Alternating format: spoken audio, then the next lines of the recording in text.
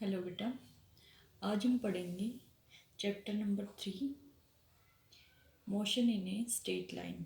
Class 11th का ये chapter number 3। आज हम इसमें एक्सेलेरेशन और वेलोसिटी, रिलेटिव वेलोसिटी के बारे में पढ़ेंगे। फ्री फॉल बॉडी के बारे में डिटेल में पढ़ेंगे। तो शुरुआत करते हैं हम एक्सेलेरेशन से। देखो बेटा, आप वेलोसिटी और डिस्टेंस, डिस्प्लेसमेंट एक्सेट्रा पढ़ चुके हैं। आपने वेलोसिटी में देखा था, वेलोसिटी की डेफिनेशन क्या थी? Change in displacement upon time. तो सबसे पहले हमारे पास वर्ड आता है फिजिक्स में डिस्प्लेसमेंट, फिर हम उसकी हेल्प से निकाल देते हैं वेलोसिटी, यानी कि डिस्टेंस का derivative with respect to time ही क्या कहलाता है? वेलोसिटी। आफ्टर देन हमारे पास टर्म आती है एक्सेलेरेशन, और एक्सेलेरेशन क्या हो जाता है? Change in velocity. वेलोसिटी के बाद आया तो किस में चेंज आएगा? Change in velocity with respect to time is known as acceleration. और हम इसको बोल सकते हैं, अगर हमें एक्सेलेरेशन को डिफाइन करना है तो इसकी दो डेफिनेशन बनती है। एक हम बोल सकते हैं rate of change of velocity with respect to time. Time के साथ ही बता रहे हैं हम इसका रेट ऑफ चेंज।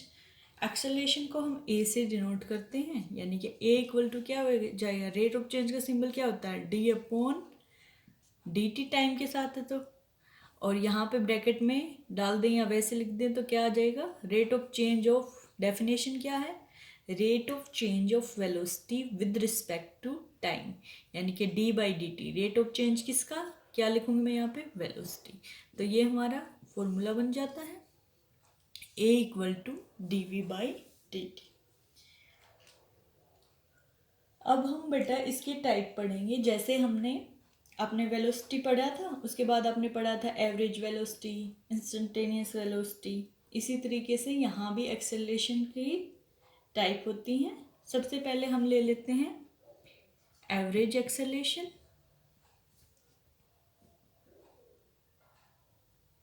तो बेटा सबसे पहले हम देखते हैं एवरेज एक्सेलरेशन, उसके बाद हम पढ़ेंगे इंस्टेंटेनियस एक्सेलरेशन। एवरेज एक्सेलरेशन आपको बताया था, जैसे वेलोसिटी था तो हमने वी लिख के उसके ऊपर क्या लगा दिया था? बार। तो यहाँ पे एक्सेलरेशन है, ए से दिखाते, ए लिख के उसके ऊपर क्या लगा देंगे? बार। तो ये किसका सिंबल बन जाएगा? Average acceleration. डेफिनेशन देख लेते हैं। डेफिनेशन के लिए बताया था आपको, सबसे पहले हम क्या करते हैं? फॉर्मूला लिखते हैं। तो ये होता है चेंज इन वेलोसिटी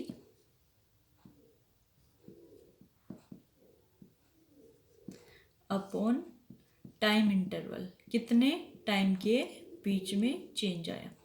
तो बेटा देखो, एवरेज है तो टोटल के लिए निकालेंगे। एवरेज किसी एक चीज़ का तो नहीं निकलता, दो या दो से ज़्यादा चीज़ों का ही निकलता है। तो यहाँ पे आगे वर्ड लिख देंगे total. Total change in velocity upon total time interval, क्योंकि ये एवरेज का फॉर्मूला था। अगर खाली एक्सेलरेशन होता तो क्या कर पढ़ते हम? Change in velocity upon time interval. ये मेरा एवरेज है, एवरेज में सभी का निकालती हूँ जितने भी मेरे पास एक्सेलरेशन गिवन होंगे स्टेटमेंट में। तो मेरे पास क्या आ जाएगा? Total change in velocity upon total time interval. सबको क्लियर है बेटा? ये हो जाएगा ए बार इक्वल टू, मान लिया मेरे पास दो वेलोसिटी है तो मैं फॉर्मूला क्या लिख दूंगी? v2 माइनस v1, यानी final velocity minus initial velocity upon time भी ऐसे आ जाएगा t2 minus t1, final time minus initial time. इसी को v2 minus v1 upon t2 minus t1। Change in velocity है तो मैं क्या लिख सकती हूँ? dv। और ये मेरे पास क्या है? चेंज इन टाइम, तो क्या लिख सकती हूँ? dt। यही फॉर्मूला हमने पढ़ा था, तो यही हमारा एवरेज वेलोसिटी का आ गया। अब हम नेक्स्ट देखते हैं कि इंस्टेंटेनियस वेलोसिटी क्या होती है। उससे पहले इसकी डेफिनेशन एक बार बता देते हैं। तो डेफिनेशन क्या हो जाएगी? Average velocity is defined as the total change in velocity in total time interval, या फिर हम बोल सकते हैं average acceleration is the total change in velocity in a given time interval, जो भी आपको दिया हो। तो फॉर्मूला याद रखना आसान है, उस पर आप डेफिनेशन फॉर्मूला देख के लिख लेंगे। अब हम देख लेते हैं इंस्टेंटेनियस वेलोसिटी। बेटा आपको बताया था इंस्टेंटेनियस वेलोसिटी क्या थी कि किसी भी गिवन इंस्टेंट पे जो वेलोसिटी निकालते थे वो क्या थी, इंस्टेंटेनियस वेलोसिटी। सिमिलरली एक्सेलेरेशन को डिफाइन करेंगे।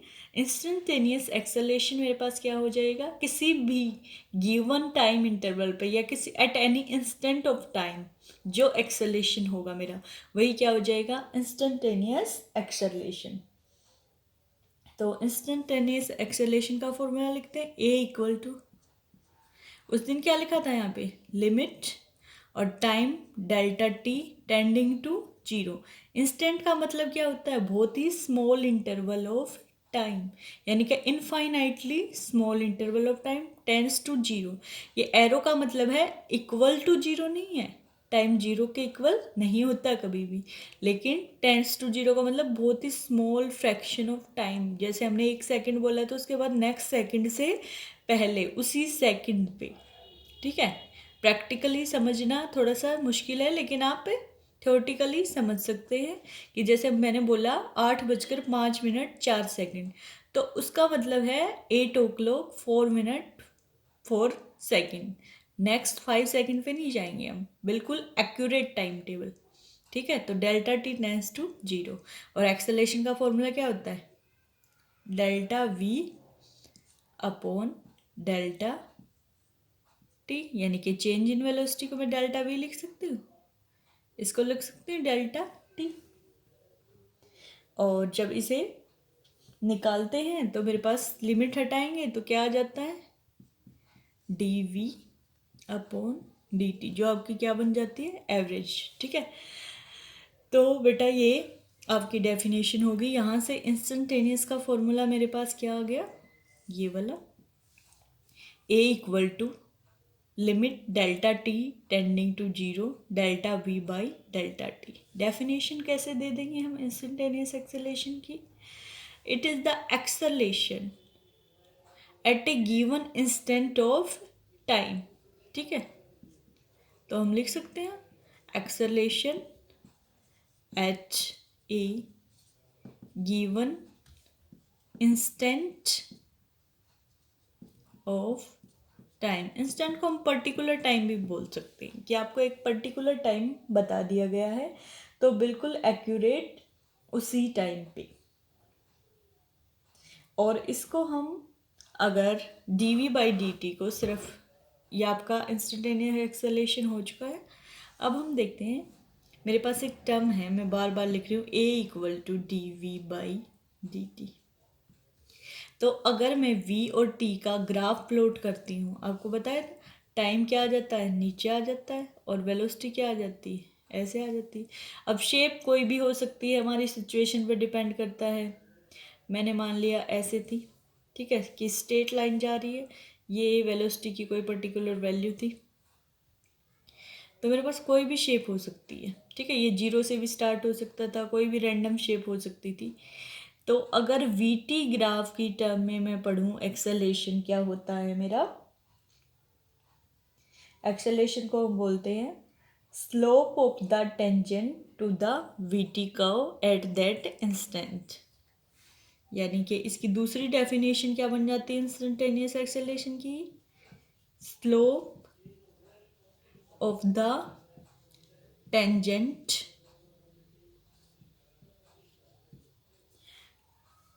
To the we T graph. अभी ग्राफ आपके सिलेबस से हट चुका है तो इसलिए ज़रूरी नहीं है, लेकिन आपको पता होना चाहिए, न्यूमेरिकल में कई बार पूछ ली जाती है। तो इंस्टेंटेनियस की सेकंड डेफिनेशन क्या बनती है, a equal to d we by t, slope of the tangent to the we T graph at that instant. अगर इतना ही लिखेंगे तो ये एवरेज की डेफिनेशन है, और कोमा लगा के हमने लिख दिया एट दैट इंस्टेंट। तो इंस्टेंट का वर्ड जहां भी आ गया यानी कि at that instant at a particular time, तो वो क्या हो जाएगा बेटा मेरे पास? Instantaneous acceleration. अब बेटा हम एक्सेलरेशन की कुछ प्रॉपर्टी देख लेते हैं। जैसे हमारे पास वेलोसिटी की थी, डिस्प्लेसमेंट की थी। सबसे पहले तो एक्सेलरेशन आया कहाँ से? Change in velocity upon time. तो वेलोसिटी मेरे पास कैसी क्वांटिटी है? Vector quantity. तो सबसे पहले फर्स्ट प्रॉपर्टी क्या हो जाएगी एक्सेलरेशन की? कैसी क्वांटिटी है? Vector quantity. वेक्टर क्वांटिटी का मतलब क्या है कि इसमें डायरेक्शन भी होगी और मैग्नीट्यूड भी होगा। नेक्स्ट प्रॉपर्टी हम इसकी देखेंगे यूनिट। यूनिट निकालने के लिए मुझे क्या करना पड़ेगा? फॉर्मूला लिखना पड़ेगा। ए इक्वल टू क्या है मेरे पास? dv by dt, change in velocity upon time, यानी कि rate of change of velocity.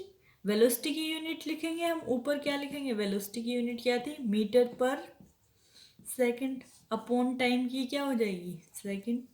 ये ऊपर जाके क्या बन जाएगा? एक्सेलरेशन की, यानी कि यहाँ से मैं यूनिट निकालूँ तो क्या हो जाएगी? मीटर पर सेकंड स्क्वायर। ठीक है, 1 सेकंड ऑलरेडी था और एक और ऊपर चला गया, तो क्या बन गया? मीटर पर सेकंड स्क्वायर। इसको मैं ऐसे भी लिख सकती हूँ m, और s सेकंड के लिए होता है और पावर -2। या तो हम बार लगा सकते हैं अपॉन दिखाने के लिए, मीटर पर सेकंड स्क्वायर यानी कि मीटर अपॉन सेकंड स्क्वायर, या ये हटाना है तो पावर क्या आ जाएगी? माइनस आ जाएगी। सेम नेक्स्ट मैं देखती हूँ इसका डायमेंशन फॉर्मूला। डायमेंशन फॉर्मूला क्या हो जाएगा? वेलोसिटी अपॉन टाइम, इसी में वैल्यू पुट करेंगे। वेलोसिटी का क्या था? कल निकाला था LT -1 अपॉन टाइम का क्या होता है? टी ऊपर जाके कैसा हो जाएगा? माइनस का, यानी कि LT -2। कंप्लीट फॉर्मूला अगर मुझे लिखना है तो कैसे लिखेंगे? ब्रैकेट में डाल देंगे हम इसको। A इक्वल टू M है नहीं तो कितना हो जाएगा? 0। L कितना है? 1, और T की पावर कितनी है? -, और इसको हम किस में डाल देंगे? Square bracket. ये हमारे पास क्या हो गया? डायमेंशन फॉर्मूला हो गया।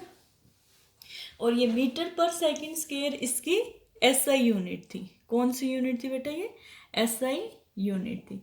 अगर मुझे CGS यूनिट निकालनी है तो मैं CGS यूनिट क्या हो जाती है? मीटर की जगह क्या आ जाएगा? सेंटीमीटर, और सेकेंड स्क्वायर मेरा एज इट इज रहेगा। ठीक है, नेक्स्ट हम देखते हैं कि वेलोसिटी की डायरेक्शन कहाँ होती है? वहीं एक्सेलरेशन की डायरेक्शन होती है यानी, लेकिन डेफिनेशन में है in the direction of velocity नहीं है, चेंज इन वेलोसिटी है। तो एक्सेलरेशन की डायरेक्शन भी क्या हो जाएगी? तो अगर हम एक्सेलरेशन की डायरेक्शन की बात करते हैं तो वो किस में हो जाता है? In the direction of change in velocity with respect to time के साथ ही तो देख रहे हैं। तो एक्सेलरेशन की डायरेक्शन वही होगी जो चेंज इन वेलोसिटी की डायरेक्शन। यहाँ पे एक बात आपको साफ साफ याद रखनी है कि एक्सेलरेशन की डायरेक्शन वेलोसिटी की डायरेक्शन के सेम नहीं है, उसमें चेंज कितना हुआ है उसके सेम है। क्योंकि फॉर्मूला में हम क्या पढ़ रहे हैं? एक्सेलरेशन क्या है? Change in velocity upon time. तो डायरेक्शन भी क्या हो जाएगी? ये वर्ड आपको पूरा याद रखना है। डायरेक्शन क्या है? Direction of change in velocity. ये इम्पोर्टेंट पॉइंट है। आप ऐसे ही कंफ्यूज होते हैं, हमेशा बोल देते हैं कि एक्सेलरेशन की डायरेक्शन कहाँ हो जाएगी? वेलोसिटी। वेलोसिटी ना हो के क्या है? चेंज इन वेलोसिटी की जो डायरेक्शन है वही एक्सेलरेशन की डायरेक्शन है। ठीक है बेटा, तो ये आपको याद रखना है। नेक्स्ट अब हम देखते हैं, मेरे पास दो वर्ड आए थे एक जैसे वेलोसिटी में पढ़ा आपने, डिस्टेंस में पढ़ा, यूनिफॉर्म नॉन यूनिफॉर्म वर्ड पढ़ा था। इसी तरीके से हम यहाँ पे एक्सेलरेशन को भी दो पार्ट में डिवाइड कर सकते हैं। एक मेरा क्या आ जाएगा? Uniform acceleration. दूसरा मेरा क्या आ जाएगा बेटा? Non uniform. आपको नाम से ही पता चल जाएगा। यूनिफॉर्म वर्ड का क्या मतलब है? एक जैसा। इक्वल, यूनिफॉर्म के ब्रैकेट में हम लिख देंगे इक्वल, एक जैसा। नॉन यूनिफॉर्म में क्या लिख देंगे, नॉट इक्वल, एक जैसा नहीं है। ठीक है बेटा। तो एक्सेलरेशन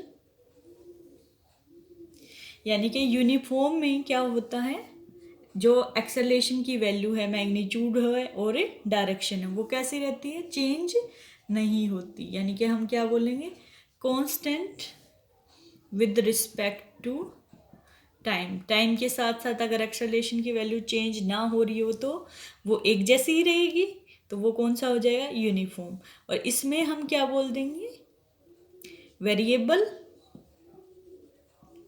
विद रिस्पेक्ट टू, किसके साथ पढ़ते हैं हम सारे के सारे रिलेशन, यहाँ पर टाइम के साथ। तो वेरिएबल का मतलब क्या होता है, चेंज होना। यानी कि अगर टाइम के साथ साथ एक्सेलरेशन की वैल्यू में चेंज आ रहा है, टाइम चेंज हुआ, मेरे पास एक्सेलरेशन चेंज हो गया, तो वो कैसी क्वांटिटी है, कांस्टेंट तो है नहीं, वेरिएबल है, चेंज हो रही है। तो कैसा एग्जांपल है, नॉन यूनिफॉर्म का। चेंज नहीं होता तो यूनिफॉर्म का, चेंज हो गया तो नॉन यूनिफॉर्म का। आसान था बेटा।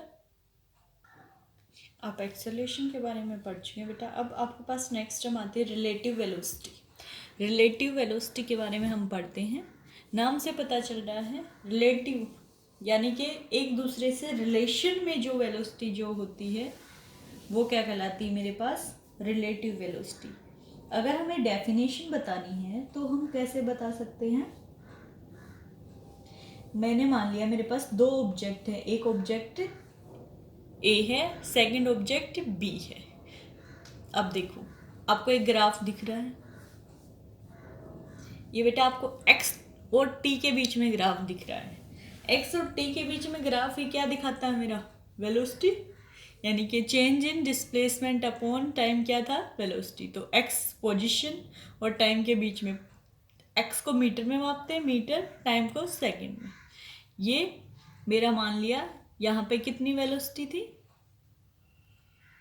ये मेरा V A object, V A velocity के साथ ट्रेवल कर रही है, वी बी, बी ऑब्जेक्ट मेरी वी बी वेलोसिटी के साथ ट्रेवल कर रही है। ठीक है, मैंने मान लिया कि मेरी इसकी वेलोसिटी कितनी है, ए ऑब्जेक्ट की वी ए, बी ऑब्जेक्ट की वेलोसिटी कितनी होगी, वी बी। ये पोजीशन है हमारी कि शुरुआत कहाँ से की थी, ये बी की पोजीशन है, ये ऑब्जेक्ट ए की पोजीशन है। अलग अलग पोजीशन से इन्होंने चलना स्टार्ट किया। और आपको देखो ग्राफ बिल्कुल एक दूसरे के पैरेलल नज़र आ रहा है, यानी कि ये एक दूसरे के विद रिस्पेक्ट टू मूव कर रही है। तो हम बता सकते हैं कि कैसे होगी हमारी रिलेटिव वेलोसिटी। तो डेफिनेशन हो जाएगी बेटा इसकी,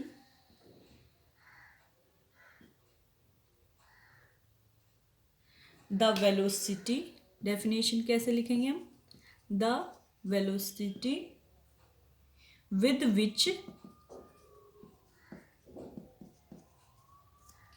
an object, नाम क्या लिया हमने, A moves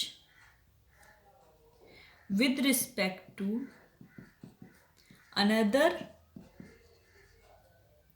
object, नाम क्या लिया है, B।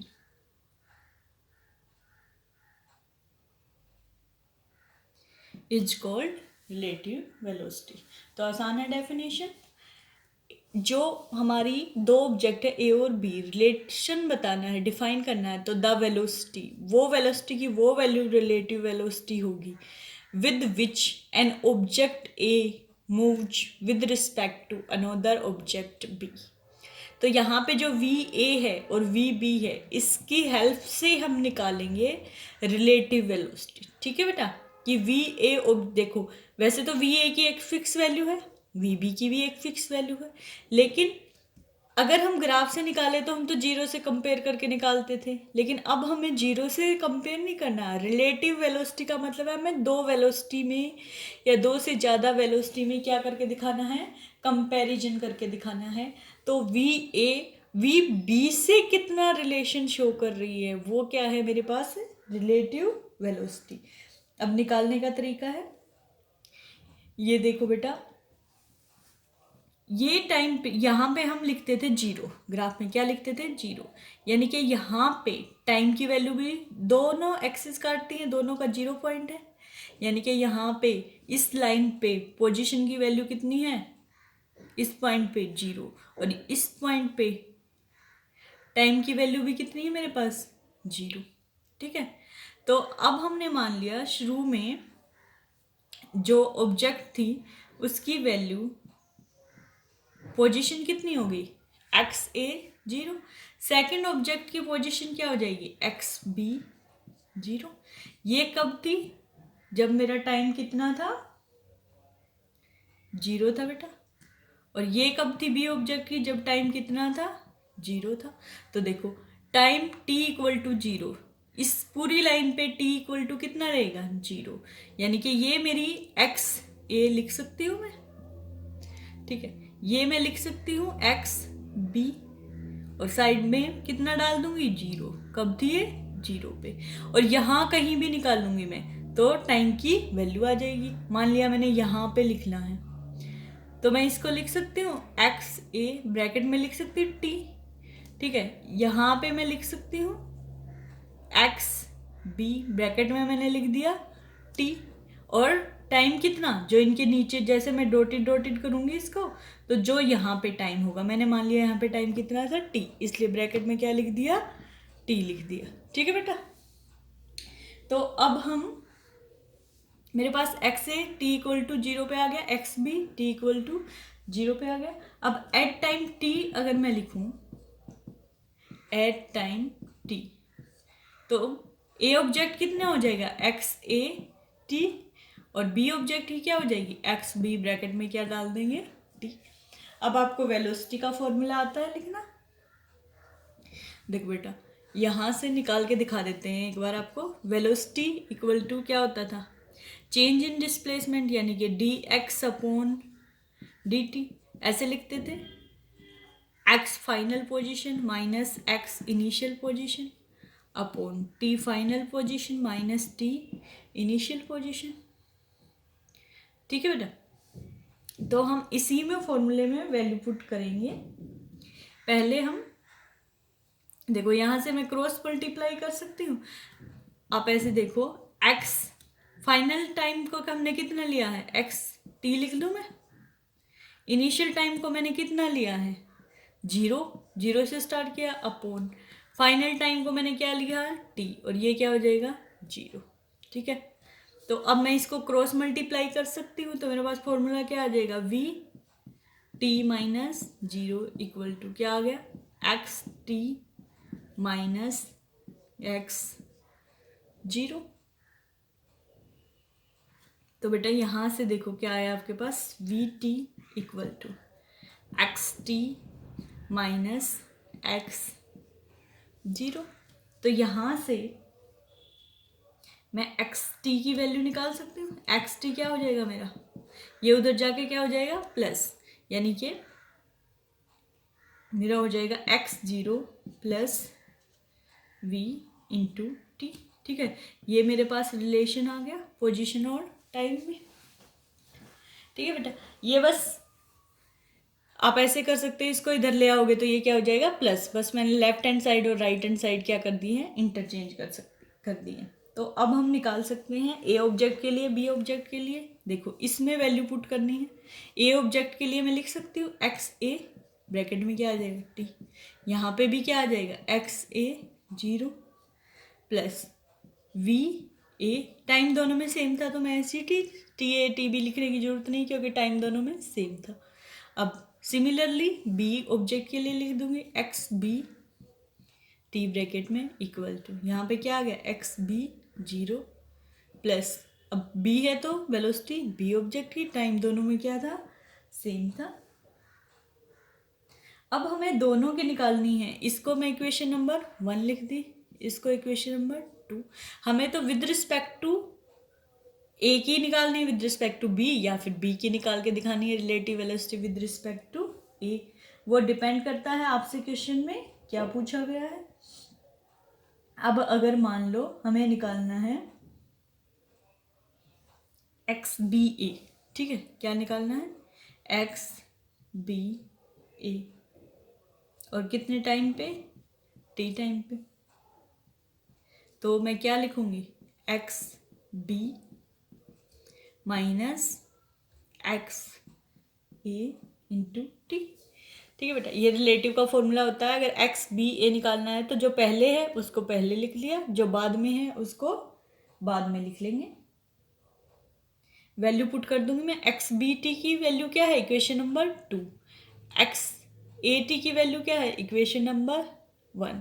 इसको मैं ऐसे भी लिख सकती हूँ, इक्वेशन 2 माइनस इक्वेशन 1 करेंगे तो क्या आ जाएगा, देखो बेटा यहाँ से X B 0 plus V B T minus क्या लिखूँ मैं, X A 0 minus we A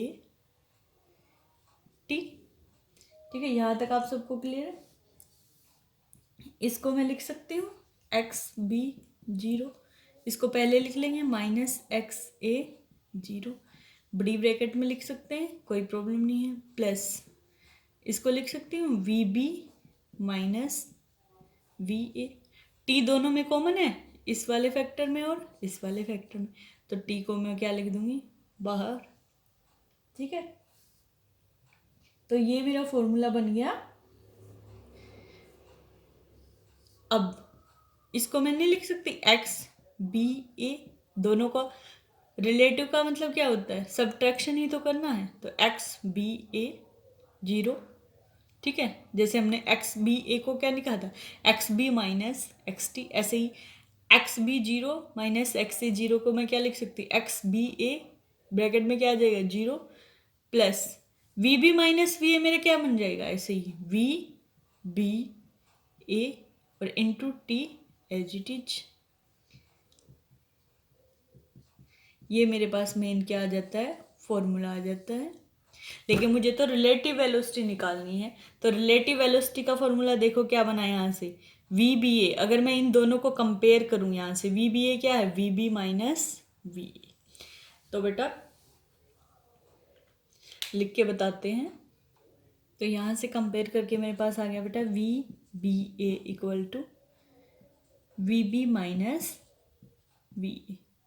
ये डिब्बे में डाल देते हैं, ये आपके इंपॉर्टेंट फॉर्मूले हैं। Relative velocity of b with respect to a, जो पहले है उसकी relative velocity with respect to a, तो क्या हो जाएगी v B minus we a. याद रखना आसान है, जो पहले है वो पहले लिख देंगे, जो बाद में है वो बाद में। इसका उल्टा भी हो सकता है, V A B equal to क्या आ जाएगा, relative velocity of A with respect to B. हमेशा जरूर थोड़ा ना सेकंड की फर्स्ट के विद रिस्पेक्ट टू पूछेगा, वो फर्स्ट की भी तो पूछ सकता है विद रिस्पेक्ट टू सेकंड। तो अब फॉर्मूला क्या आ जाएगा, आप लिख सकते हैं ए पहले तो क्या आ जाएगा V A minus we B. इसी तरीके से अगर यहाँ पे ए भी ना देके अगर 1 2 लिख दे तो वी 1 2 क्या हो जाएगा मेरे पास, वी 1 माइनस वी 2। वी 2 1 होता तो क्या हो जाता, वी 2 माइनस वी 1। तो ये रिलेटिव वेलोसिटी का इम्पोर्टेंट फॉर्मूला आपके पास आ चुका है। डेरिवेशन भी आप देख सकते हैं, लेकिन न्यूमेरिकल में सिर्फ फॉर्मूला यूज होता है। तो मेरे पास वी बी ए क्या आया, V B minus we A. V A B क्या आया, V A minus we B. जो पहले लिखा उसको पहले लिख देंगे, जो बाद में लिखा है वो बाद में लिख देंगे। अब देखो बेटा ये फॉर्मूला कब आया आपका, जब दोनों ग्राफ देखते हैं हम, जब दोनों कहाँ जा रही थी, सेम डायरेक्शन में थी वेलोसिटी, दोनों उधर की साइड जा रही है। ठीक है, अगर मैं देखें ये भी इधर जा रही है, ये भी इधर जा रही है, सेम डायरेक्शन। अब हम अपोजिट डायरेक्शन में जाएंगे तो क्या हो जाएगा रिलेटिव वेलोसिटी, वो भी पढ़ेंगे।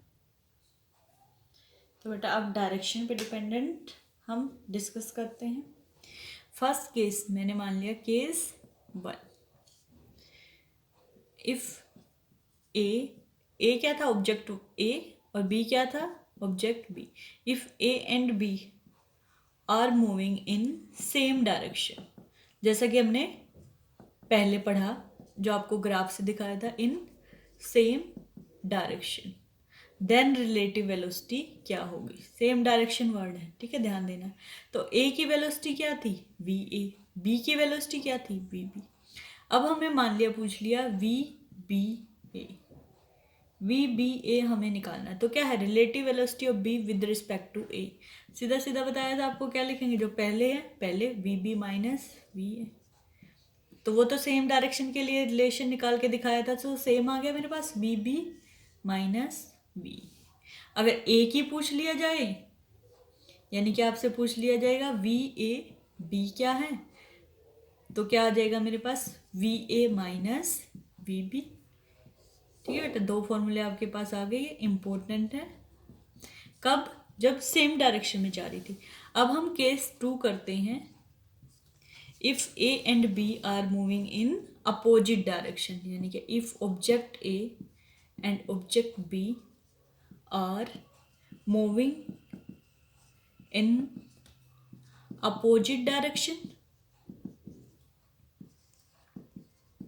ठीक है बेटा, अब वी ए की वेलोसिटी क्या हो जाएगी, वी ए, इसकी वेलोसिटी क्या हो जाएगी, वी बी। अब आपको पता है वेलोसिटी वेक्टर क्वांटिटी है, सेम डायरेक्शन में है तो प्लस वी ए लेंगे, अपोजिट डायरेक्शन में है तो माइनस वी ए लेंगे। इसी तरीके से वी बी की, सेम डायरेक्शन में है तो वी बी लेंगे, अलग डायरेक्शन में है तो माइनस वी बी लेंगे। अब मान लिया हमने रिलेशन निकालना है वी बी ए, आपको फॉर्मूला पता है V B minus we A लिखना है मुझे, लेकिन अपोजिट डायरेक्शन में है तो कितना लिखूंगी मैं, माइनस वी ए।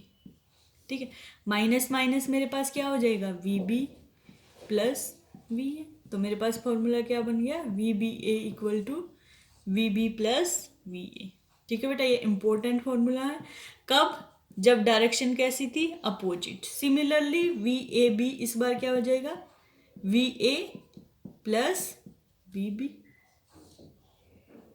ठीक है, ये कैसे आया, V A plus V B, ऐसे ही लिखेंगे। V A minus we B लिखना था मुझे, लेकिन अपोजिट डायरेक्शन है तो एक और माइनस आ जाएगा, और माइनस माइनस कैसा हो जाएगा, प्लस। तो ये अब हमेशा आपको याद रखना है, ये किसके लिए है, अपोजिट डायरेक्शन के लिए। ठीक है, बीच में अगर प्लस का सिंबल है तो रिलेटिव वेलोसिटी किसको दिखा रही है, वो अलग अलग डायरेक्शन में दिखा रही है। और अगर बीच में मेरे पास माइनस का सिंबल है तो इसका मतलब रिलेटिव वेलोसिटी मुझे किसकी निकालनी है, सेम डायरेक्शन की। ज़्यादातर आपके पास जो न्यूमेरिकल होंगे वो सेम डायरेक्शन वाले होंगे, तो माइनस का फॉर्मूला लगेगा। लेकिन आपको स्टेटमेंट ध्यान से पढ़नी है। ठीक है बेटा, अगर अपोजिट डायरेक्शन में आ जाए तो क्या हो जाएगा, फॉर्मूला प्लस हो जाएगा। आज के लिए आपको इतना ही काफ़ी है। नेक्स्ट टॉपिक नेक्स्ट वीडियो में।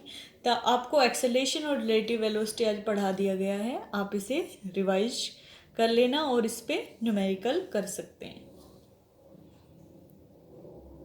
एक छोटा सा टॉपिक और बता देते हैं बेटा, फ्री फॉल। आपके पास एक वर्ड आता है फ्री फॉल, इनसे थोड़ा अलग है। ठीक है, नेक्स्ट टॉपिक है फ्री फॉल। फ्री फॉल का मतलब क्या है कि कोई भी ऑब्जेक्ट आपके पास फ्रीली गिर रही है, यानी कि फ्रीली कोई भी ऑब्जेक्ट हमारे, जो भी हम छोड़ देते हैं बॉल वगैरह जो भी गिरती है, वो फ्री फॉल किससे होता है, कोई भी ऑब्जेक्ट ऊपर जाके वापस नीचे आती है तो ग्रेविटी जी की वजह से। तो कोई भी, जब हमारा एक्सेलेरेशन ए इक्वल टू कितना हो जाए, जी, और इसकी वैल्यू कितनी है, 9.8 मीटर पर सेकेंड स्क्वायर। जब कोई भी ऑब्जेक्ट इतनी वेलोसिटी